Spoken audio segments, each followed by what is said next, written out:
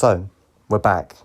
Nerd guys are back making videos again. All three of us will be making videos on the channel now. It's been like 6 or 7 months since we last did a video, but we are back now with Marvel and Star Wars videos. So, yeah, there are a lot of things we've missed on the channel with Marvel, but we will be catching up on it and we will do videos on it. So if you do like these videos and you do want to see more, then please subscribe.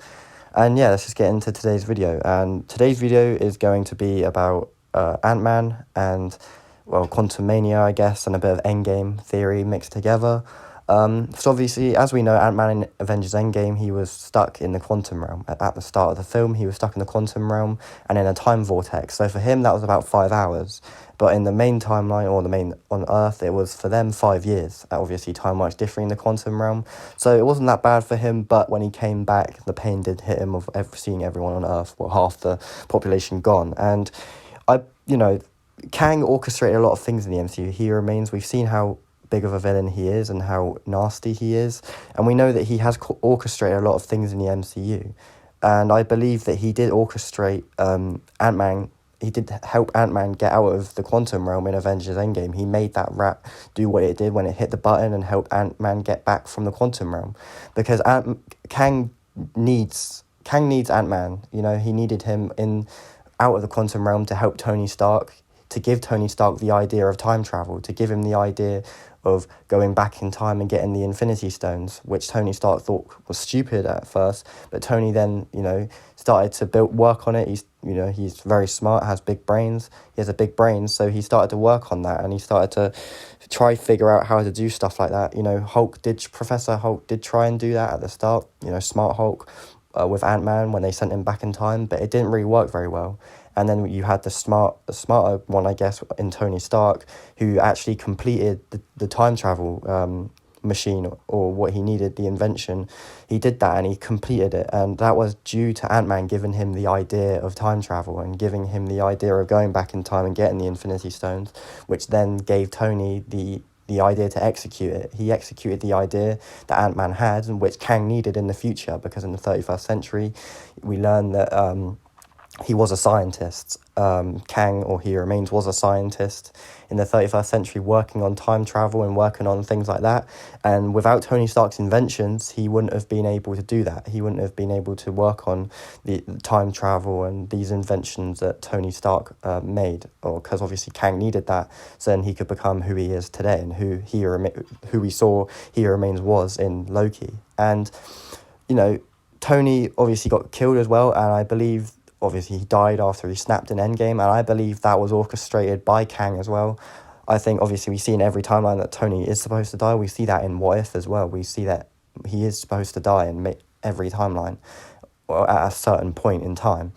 And we know that Kang probably has something to say in that, and I believe that he does in Endgame. So we see that Tony in, I think it's Iron Man 2, when he has his reactor that he throws into the ocean, he has a tendency of throwing his inventions into the ocean and throwing them away.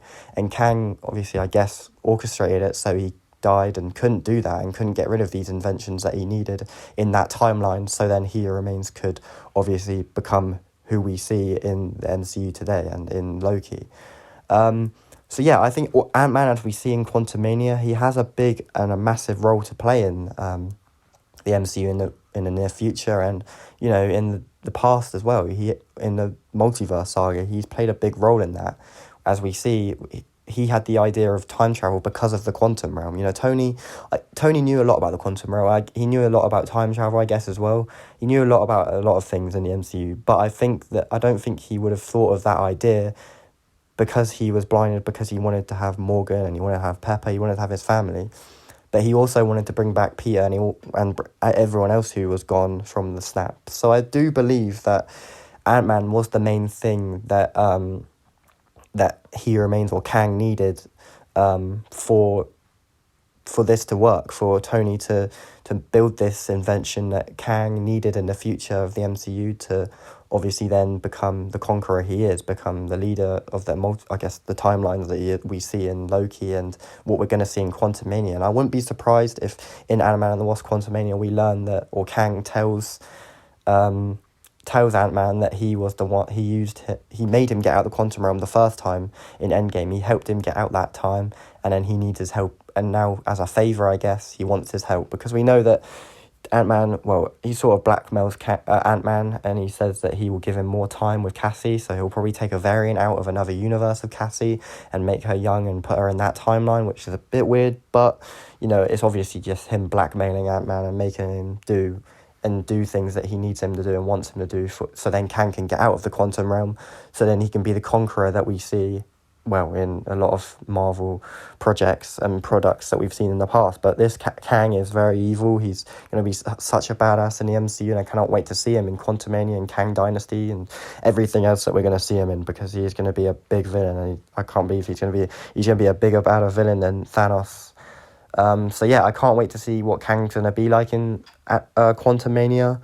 I do believe that maybe he'll probably get out, and then the end of Quantumania will lead on to the Kang Dynasty. I think that will be the opening scene. I guess the ending of Quantumania will be the opening scene of Kang Dynasty. So yeah, I wouldn't be surprised if Kang talks to Ant-Man about he helped him get out of the quantum realm the first time round, because obviously, as we know, he does say stuff like that he's seen it all and that he's done a lot of things, and that Ant-Man's out of his league, because, you know, he is out of his league against Kang, because Kang is a bigger and badder villain and person than him in the quantum realm, because Ant-Man doesn't really know a lot about the quantum realm, but he does know quite a bit about it. But Kang, he's been there for a while, and Kang knows everything about time. That's why he is the leader. He is the big bad of time, I guess you could say. So yeah, that was just a short theory, I guess, about how Kang could have been the one and He Remains could have been the one that orchestrated Ant-Man to get out of the quantum realm in Endgame, to then give Tony Stark the idea of time travel,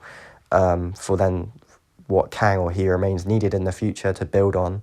And obviously, so then he could become who we see in the MCU today, and in Loki and in Quantumania and Kang Dynasty. So if you did enjoy this video today, please like and subscribe for more Marvel and Star Wars content that will be coming. I'm probably going to stick to Marvel, but there will be Star Wars videos as well on the channel. So yeah, if you did enjoy this video today, please like, subscribe, and I hope you have a good day, and I'll see you in the next one.